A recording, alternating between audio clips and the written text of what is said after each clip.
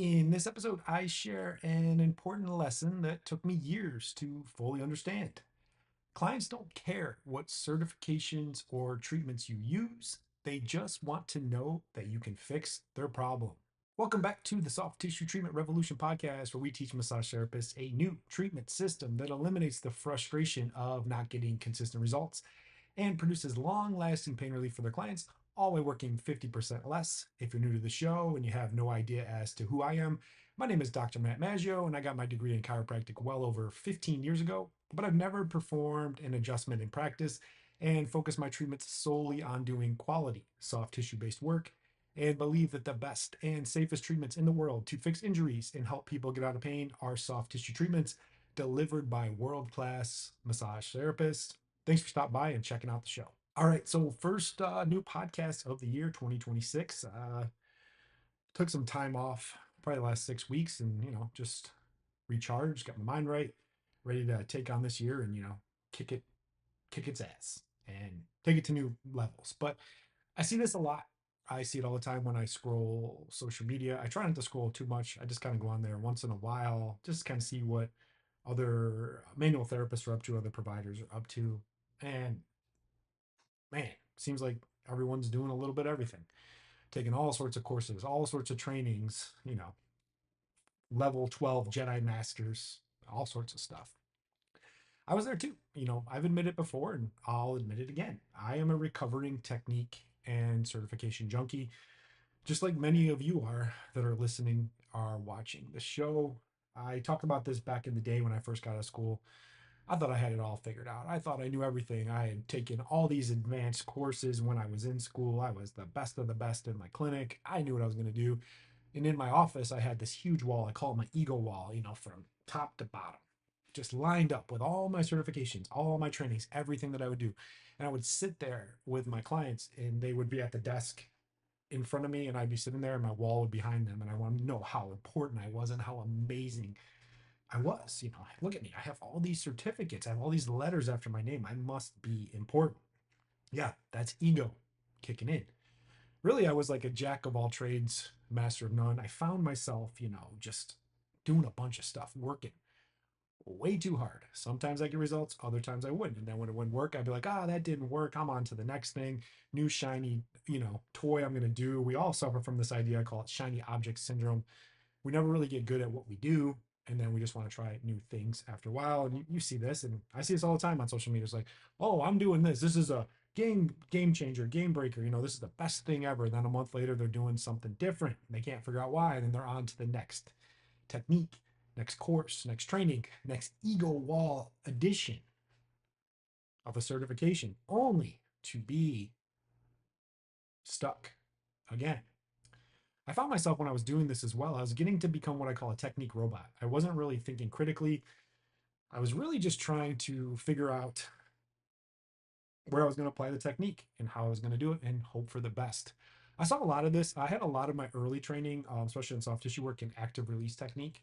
I do think there are some good things with active release technique, but what it found is that it really doesn't help you think critically and figure out the problem. It's just like, hey, if it hurts here, try this, go there. Sometimes I was getting it, sometimes I wasn't, but I was busting my butt, working really hard. And then I was like, I'd go take these courses and they'd be like, oh, you just need to, come again and again and again and get better. You're gonna, the master would be up there and be like, you're gonna hate this, but I can fix this in 2 visits. I was like, finally I had enough of that. And I was like, hey, I got to change things differently. That's when I really started focusing, on solving the problem and figure out the problem. I think so much of the treatments out there, they're not really treatments. They're more just like techniques. No one really teaches you a system about what questions to ask, what tests to do, how to figure it out. So how did I figure this out and how did I solve it? First off, was I just, tried to crush my ego. I set myself straight and I really stopped caring about all the certifications. And next, I realized that I don't need more tools in my tool belt. I really needed to sharpen the ones I already had. I really started to focus on slowing down, asking questions, collecting data, and then I forced myself to use the best tool or treatment for that problem. I remember my mentor, years ago, who really helped me change my perspectives and how I approach treatment, like more from a clinical standpoint. And he always talked about this idea of like be a clinician first and then a technician second. He's like, hey, if you only could use one thing for this entire thing to fix this problem, what would you use? Once I realized that, what produced the best results, I started taking those trainings in classes over and over and over again, like multiple times over a year, and stop doing all the other stuff that was just fluff. I think a lot of times, I made this mistake as well, is we think we need to do more and more treatment instead of just the right treatment. And what really changed for me, oh, was I really focused more on the depth of the knowledge and not having so much surface level of everything. That's that whole like jack of all trades, masters of none. And we struggle and we're constantly thinking, and I blame a lot of the technique people and the people teaching courses. They want you to keep coming back, which is fine. But if it's not working, it ain't working. A big thing that I learned too, and my mentor said to me that really changed my perspective. He's like, hey, would you, if you were injured and in pain with this problem, would you want to get treated by yourself? And I was like, oh, that's interesting, because you know what? If you don't want to get treated by yourself, why the hell are you doing it in the first place? That's where it really changed for me. It was like, hey, what am I actually doing? Do I know what the problem is?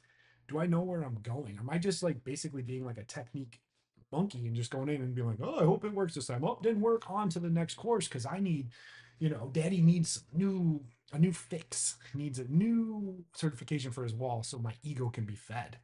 Yeah, I did that for a lot of years, but I made these changes. Like I said, I set myself straight, stopped caring about the certifications, didn't need more tools, needed to sharpen the ones I had. I slowed down, I thought critically, I did tests, I did measurements, I found data, and I provided the best treatment possible. And I stopped doing all that other stuff that didn't matter.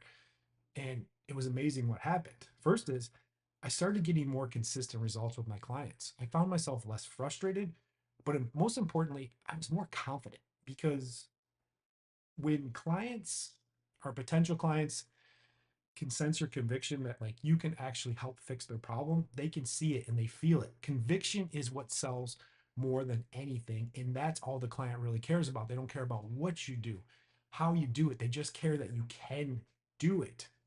So the best path here and the best thing that you can do, and what helped me the best, was get on the path to being a recovering certification junkie. Take all those certificates or whatever, and all those letters after your name, get rid of them. And instead, focus on getting so damn good that nobody can ignore you. Fix problems that other people can't fix. At the end of the day, the only thing that pays more than anything else is solving problems. People need their problems solved. They don't need another technique. That's all I got in the podcast, first one of the year, as I close out every episode. Go out there and be great this week. The world needs access to your amazing treatments so they can stay the hell away from the traditional medical model of pain pills, injections, and surgeries that only make things worse and sure as hell ruins people's lives. I appreciate you checking out the show, and I will catch you on the next one. Bye.